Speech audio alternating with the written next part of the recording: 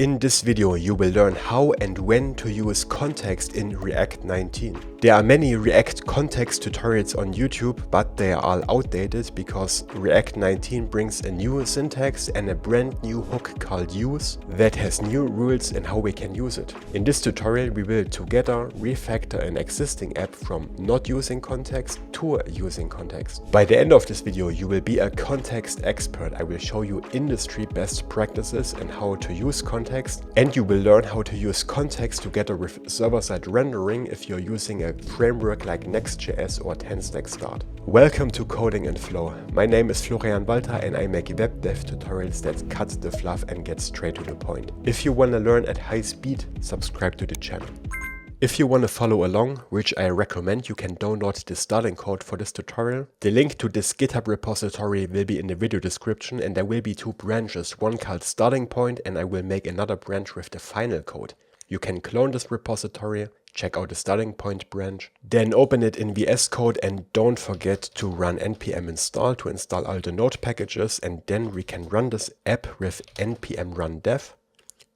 And then we can open this app on localhost 3000. We are using Next.js here, but the concepts you learn apply to any React framework, no matter if you use Vite or TenStack router or Next.js or something else. Context works the same in all of them.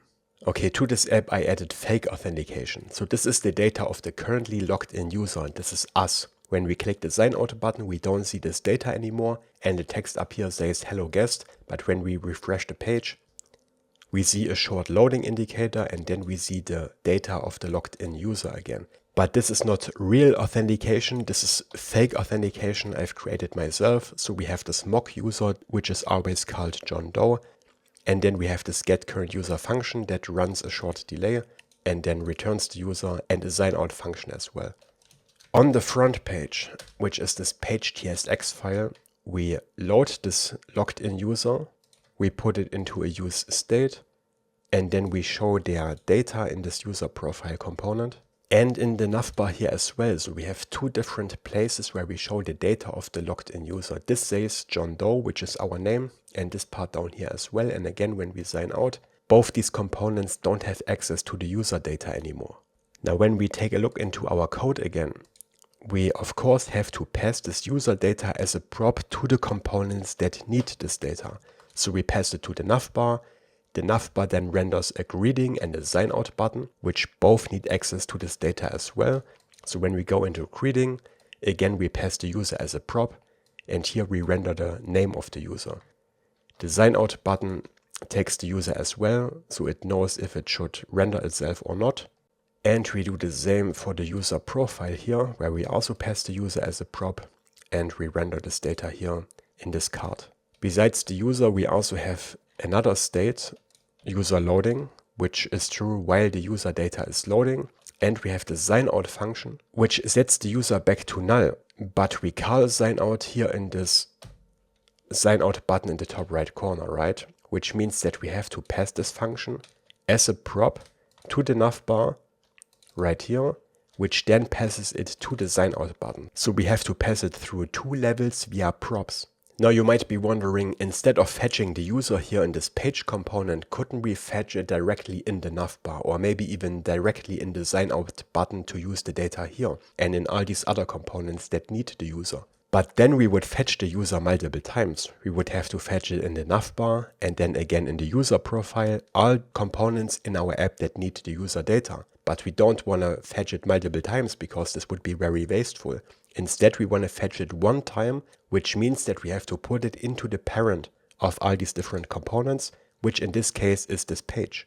This leaves us with no other choice than passing the user and the loading state and the sign out function as props to all these components that need them. And this is exactly the problem that context solves. Context will help us to make this data available to all child components without having to pass them as props.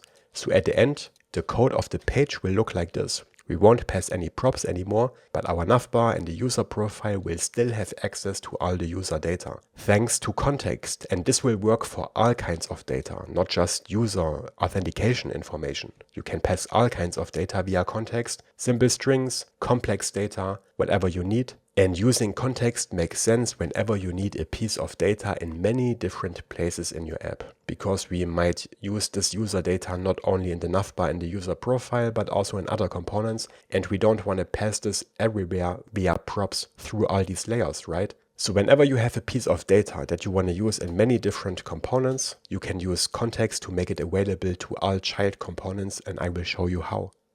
We will start with a very basic example to make this not too overwhelming. So we need to create a new file for our context provider. We can put this anywhere. This is up to you. For example, we could put a new folder into our source folder called contexts. In here we put a new file, and the file name is also up to you. A convention is to give it a name and then a suffix provider. So for example, Auth provider or theme provider, or in this case, example provider. But again, this is not a must. You can call this file and also the component any name you want. Okay, we start at the top with export const, example context. This is how we name this context. Again, this is up to us. And we assign it to this create context function, which is an import from React. This one here. Make sure to import the correct one. And to it we have to pass a default value. Let's start with a simple string. This is the default value. Okay, so far so good. Then we create a component below, export function. We call it example provider like the file. This will take children as props so that we can render other components inside it. And since we use TypeScript here, we have to set a type of children, which is React Node. This is nothing special. This is just a default children type in React. And here we return this example context up here, which we can render as a component. And in here we put the children. And this is the first difference in React 19. In the past we had to render an example context.provider, but this is deprecated now. Now you just write it like this. The name of the context, and that's it. And to it we have to pass the value for this context as a prop. And the value is the same type as whatever we passed up here in this default value for create context. So let's set this to subscribe to coding in flow. Let's save it. There's one more thing we have to add in Next.js. We have to add this use client directive at the top to tell Next.js that this is a client component, because we can only use create context in client components. If you use a framework without server-side rendering, like v19 for example, then you don't need this line. This is specific to Next.js. And now when we wrap other components as the children into this example provider and into this example context, this value here will be available to all these child components without prop drilling. So now we could render this provider in our page, for example, but let's instead render it in our layout, the root layout, because this way we make this value available to all pages and all components in our app, not just this one page here. In Next.js this is called layout.tsx. In other frameworks you have a different file, for example in app.tsx. The point is that this is the component that wraps all components in our app. And this is usually also where you want to make user data available, because you need the user data in all places in your app and not just on a specific page, right? For other types of data, it can make sense to render the context provider only in a subsection of your app, but here it makes sense to wrap all our app with it. So what we do is we go into this body tag. In here we render our example provider like this, and we wrap all the children into this example provider. And now, as I explained, this provider will make this string value available to all these children without prop drilling. Let's try this out. Let's go to our page again. We want to get this message out of the context, so somewhere up here, let's create a const message. And then in the past you would call use context and pass our example context, which we exported from the provider here, to this hook. This is the old hook. Now in React 19 we can use this hook that is just called use. Now use context still works, you can use it instead, but this is the newer version and I'm not sure if use context will be deprecated in the future or not, but if you just use the use hook, then you are on the safe side, and this one is also a bit more powerful. Yeah, and now we can render this message in our UI. For example, down here somewhere, Let's put a simple paragraph tag that renders this message. And let me also style this a bit. Let's give it a margin bottom, center the text and make it bigger and medium size. And let's save this and open our app again on localhost 3000. And there's our message. And this is coming from the context provider. Remember, we didn't do any prop drilling here. This component doesn't take this message as prop. It reads it directly from the context. And the cool thing is it doesn't matter how deeply nested our component is. If our page was a child component of another component, then we would still retrieve the message just like this, via this hook. No prop drilling necessary. So what is this default value here for? Now let's say we remove this example provider from our layout, save this, but we still try to access this context here on our page. Then it will fall back to this default value here. So when we go into our app again, we can see this is the default value. So this was a very simplified example. Now let's look at a more realistic example by creating a context provider that provides our authentication data to the whole app. And later I will also show you some cool tricks that you can do with this use hook that weren't possible before, so make sure to watch this video all the way to the end. Actually, there's one more thing I want to show you first. What happens if you nest these providers? What if you have more than one example provider around these children? For example, in different places in your app, we could have an example provider here, one in our page with different values. Let's try this out. So what we do is we pass another prop to our example provider. For this, let's create an interface for our props to keep our code organized. Interface example provider props, which will take the same children as before of type React Node, and additionally, it will also take the value as a prop. Now down here we use the example provider props, and we will pass the value to this component, and then instead of hard coding subscribe to coding in flow, we use the value that we pass to this provider, because just like any other components, the context provider can receive props, any type of prop you want. And we do this because now in the layout we want to see what happens when we have two example providers wrapped around our children. So let's say we have this outer provider. Now this shows an error because we have to pass the value. Remember, this is now a required prop. This again will say subscribe to coding in flow. Then we duplicate this to have a second example provider, which will say subscribe to coding in flow right now. And you can probably already guess what will happen. Our page component will receive the value of this lower provider here. Let's check this out. Yeah, subscribe to coding in flow right now. And this is important to know. So if you have the same provider in different places in your app, the consumer of the context will always receive the value of the lowest provider in the component tree. This, of course, is a very derived example, but in a real app you might have a provider here in the layout and a more specific provider in your page, for example for a different theme or a different user. And then it's important to remember that the children, which are the consumer of the context, always receive the lowest value in the tree. In this case, it's this second provider here. You can, of course, also have completely different context providers. So we could have our example provider and the second one could be an Auth provider, for example. Then we could have another one called theme provider. You can have as many of these as you want and they won't interfere with each other unless they use the exact same context. But if they use different contexts, then you can have as many of them as you want and your child components will receive all of these different values. Okay, but now let's look at a more realistic example. Let's remove these example provider tags here and also the code from the page.tsx file. Let's remove the use call here and this message paragraph.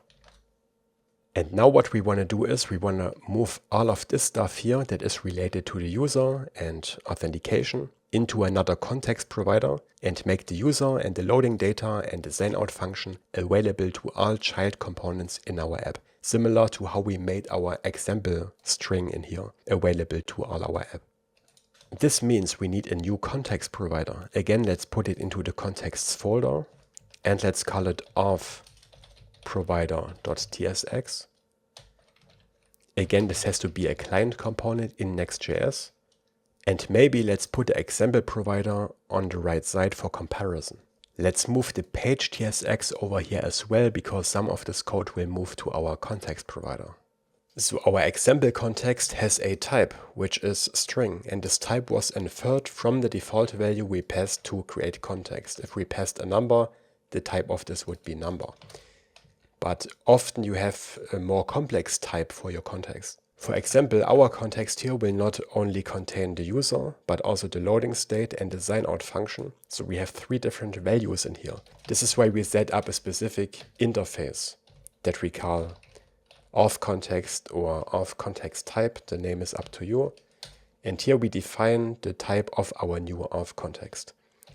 So this will contain the user, which is of this user type from the Auth file that I showed you earlier. Or it can also be null if the user is currently logged out. Then we put this loading state in here, which is a boolean. And we also want to put the sign-out function into the context. So you can put functions into context, no problem. And then you can call this function in different places in your app. So the type of sign-out is a function that returns a promise of type void, because it will be an async function. Then below we create and export the Auth context the same way we did it for the example context. Again with the create context function, which we import from React. Then we set the type of this explicitly to Auth context or undefined. Why undefined? Because this time we don't have a meaningful default value for our context. The context provider will fetch the user and then provide the sign-out function. But right here where we create a context, we don't really have a meaningful default value, because we don't have a user yet, we don't have an appropriate loading state, and we don't have a function to sign out the user. And you often have the situation with real context providers that you don't have a meaningful default value, so instead you set this to undefined. If this was a theme provider, for example, then the default theme could be light or dark. But for an Auth provider, we don't have anything we can put in here. So we initialize this with undefined. So this is the full code right now. And our context and the interface up here have the same type, but they are different things. This can be a bit confusing, so you can also call this Auth context type if you prefer. But I will just leave it like this. I will give them the same name. Then below, again, we define an interface for the props that our Auth provider accepts. So Auth provider props, which again will be the children and nothing else. We won't pass any data to this provider for now, just the children of type React node. And then below, we create the provider function itself, Auth provider, which will take the children from the Auth provider props, right? And then in here we can render our context, pass the value to it, and then again wrap the children into this context. But for the value, we need all of this stuff here. We need the user, the loading state, and the sign-out functions. We move the stuff into our Auth provider. So we take these 2 states from the page, cut and paste them over here, import useState. And now let's rename this from user loading to is loading, because this is internal to our Auth provider, so we don't need user in the name, but this is personal preference. Is loading and set is loading. Since the user state now lives inside this provider, we also need to move the sign-out function over here to set the user back to null. Let's import the sign-out function from the Auth file. And then the same way as over here, as soon as we render this provider, we immediately want to fetch the user data, which we do in a use effect. So we import all of this stuff and we change this to set is loading, false. So now this Auth provider will immediately load the user data, and then we want to provide this user data to our app, right? So we create a const value. That's the value that we pass to our context provider here. But since this value is a bit more complicated, let's put it into a separate object that has this Auth context type that we created above. That's this one here. Because now we get autocomplete in here, and of course we have to put an equal sign here. This now expects the user, the is loading state, and the sign-out function. And those are all the values that we already have here. user is loading and sign out. But for sign out, we have to set the value to handle sign out because this is the name of the function, right? Handle sign out. And then the same as over here, we return our auth context. We pass the value to it. And then we wrap our children into it. And now everything we wrap into this auth provider will have these values available, which are the user, the loading state, and the sign out function. Very simple, right? Let's save this. Again, we want to make this data available throughout our whole app. So where do we put it? Of course, into the layout again. So the same way as we wrapped this into our example provider earlier, we now wrap this into our new auth provider. We don't have to pass any props to it because all the data fetching happens internally inside this provider.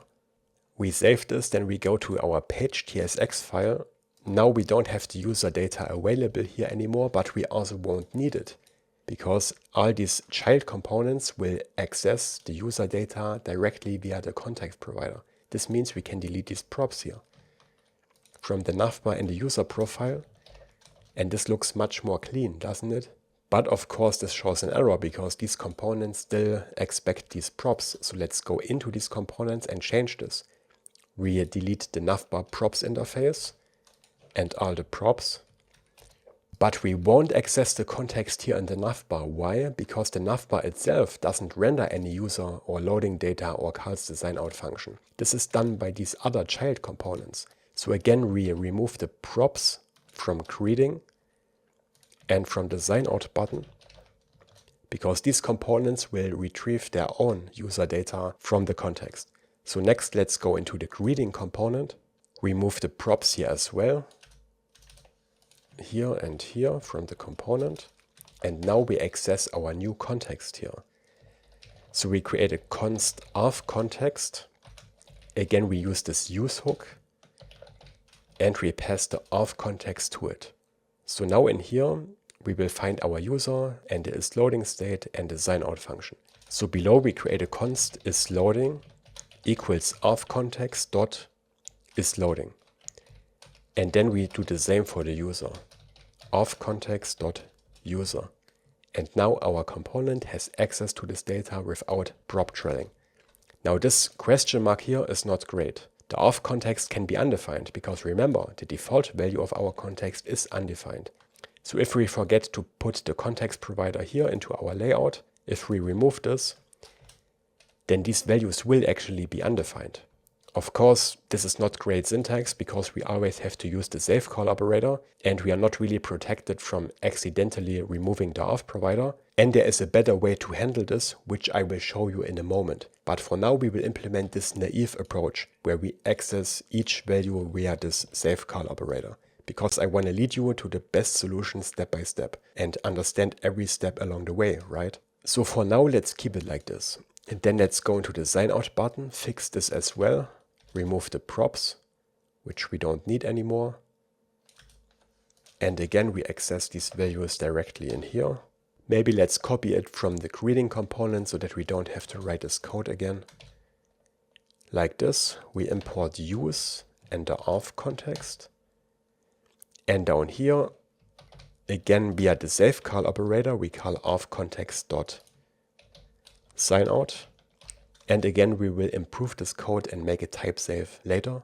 And then the last place that we have to update is the user profile, right? Again, this accepted these props, which we delete. Then again up here, we want to access our context so that this component reads these values directly. Auth context.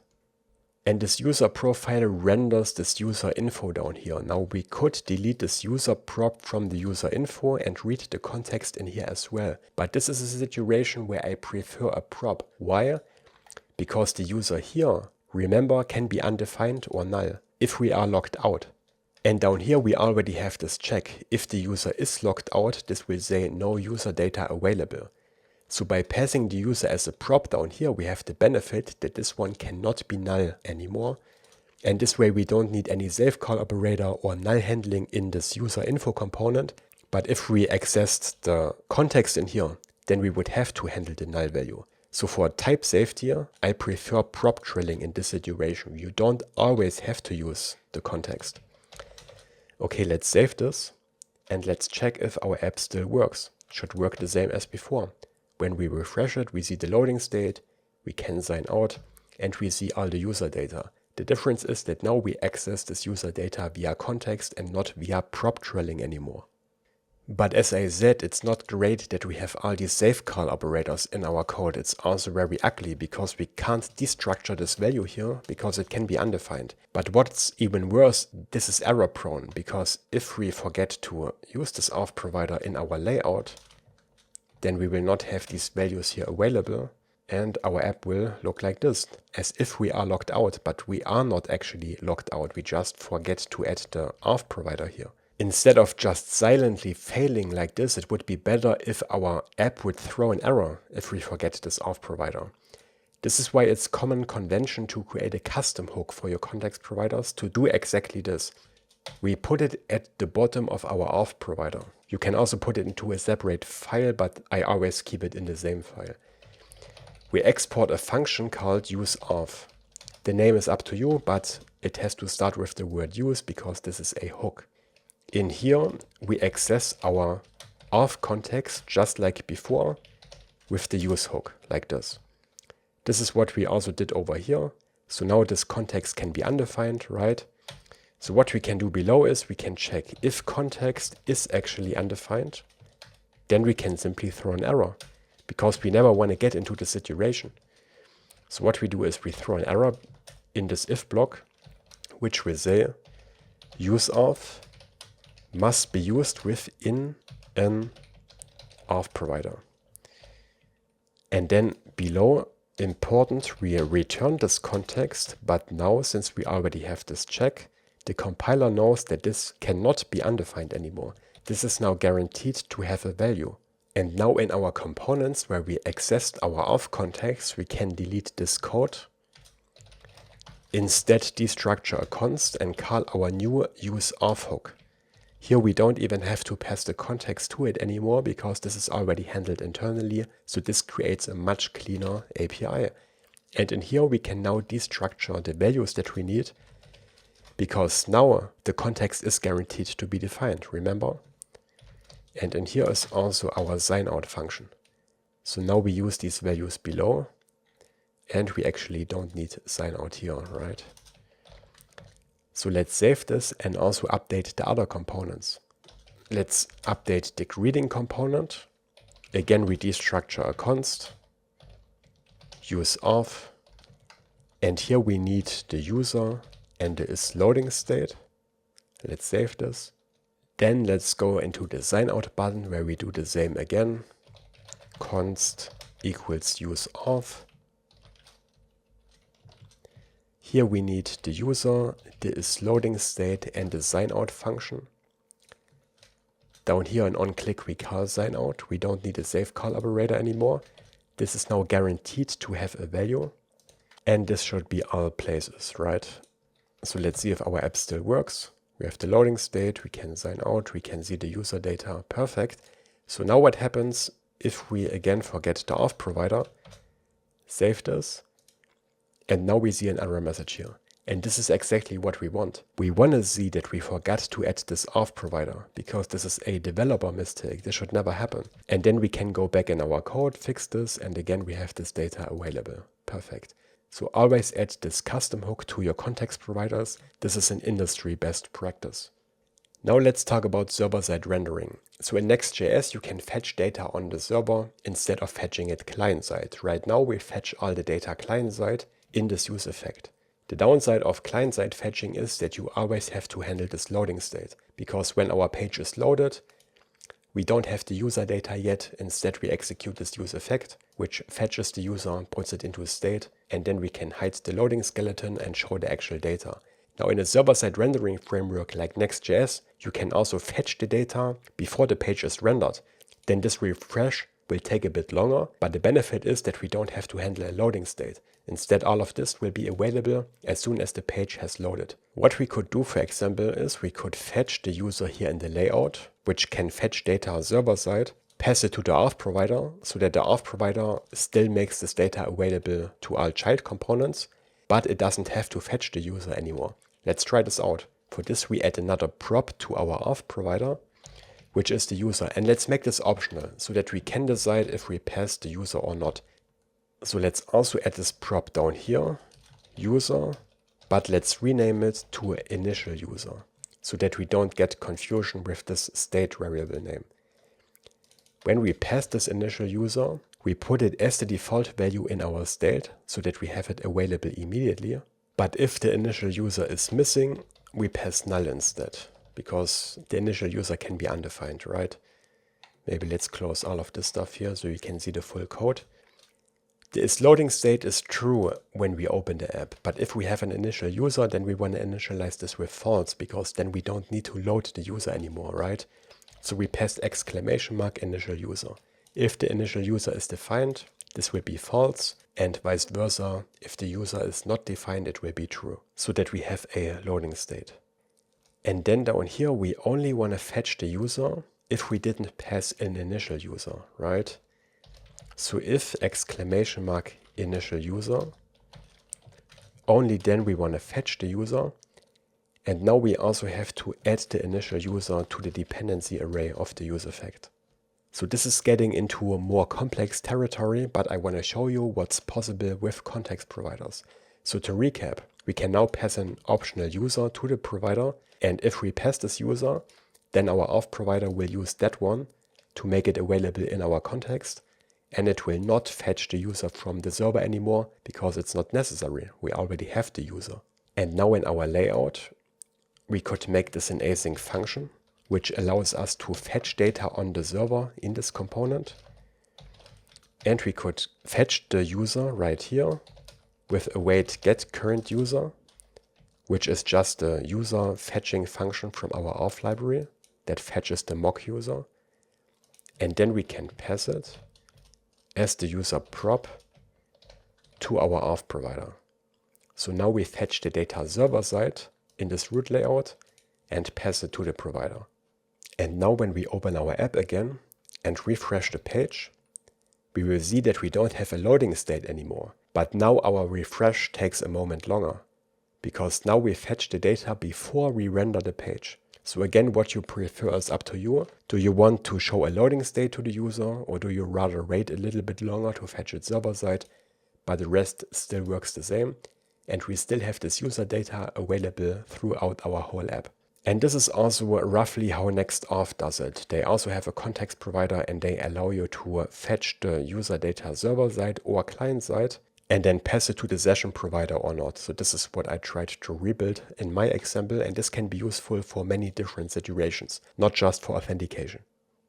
Okay, lastly, I want to talk about a special feature of this use hook, because as opposed to other React hooks, you can call this one conditionally, which enables some interesting use cases. Let's try this out. Let's go into our user profile component, and let's say we can disable this user profile via a button. For this, we will pass a prop, user profile props, and here we can pass this disabled boolean, which we destructure down here, disabled, and then below we want to check if disabled is true. We want to return a paragraph that says user profile is disabled, and let's style this a bit so it looks good. Text muted foreground and text center. And we can already see an error message down here, a lint error. React hook use auth is called conditionally. React hooks must be called in the exact same order in every component render.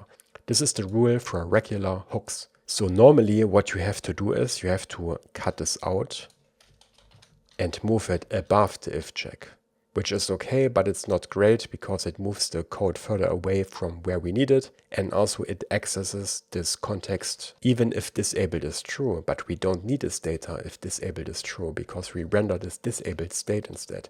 So it would be nicer if we could call it down here, right? But this is not allowed for normal hooks.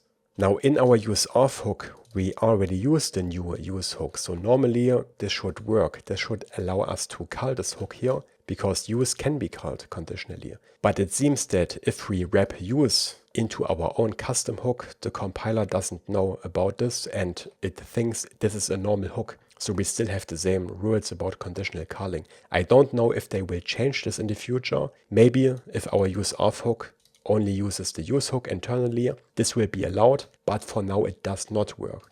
For now we have to access our context via the use hook as we did before. Because again, this one can be called conditionally. Now we have the same problems as before. This can be undefined, so we can't destructure it here. Instead, we have to handle the undefined state. So for example, we could check if auth context is not defined. Then we want to throw an error that says auth context is not available. This is not great, but for now, this is the only option we have. Because again, we can't wrap this into a custom hook and use it conditionally. And now below, we can still destructure this auth context because down here it is now defined. And here we can get the user and its loading state. So again, this syntax here is not great, but the benefit is that now we can call this conditionally. We can first check if disabled is true, show the disabled state, and only if it is false, we access the auth context. And again, this is only possible with this new use hook. If we change this to use context, then again we see an error message, because this is a regular hook. But use is not a regular hook. But let's see if this actually works. So let's save this, go back to our page, which renders the user profile. And here let's put a state, is profile disabled and set is profile disabled. Again, you can find the code in the video description. So I'm just going to copy paste this in here. So we have this new button from the components folder that just toggles the profile disabled state. And then we pass this value to this component, is profile disabled. Let's save this and try this out. So now we have this new button. We can disable the user profile, which is not the same as logging out. We still have the user data up here, but the profile is disabled and we can enable it again. And again, by using the use hook, we can call the context conditionally, which was not possible before. By the way, the use hook can not only be used for context, it also has some other features, but they are beyond the scope of this tutorial. If you want to see a dedicated video on the use hook and all the other cool stuff we can do with it, let me know in the comments below. I hope you enjoyed the video. If you did, please leave a like and subscribe to the channel for more tutorials like this in the future. And check out my free React Best Practices email course. You can find it at codingandflow.com/reactbestpractices. When you join it, you get also put into my newsletter where I send React development tips about once every 2 weeks. Of course, you can unsubscribe at any time and it's completely free, so check it out. Again, codingandflow.com/reactbestpractices to get the free video course. And then I wish you a nice rest of the day. Happy coding. Take care.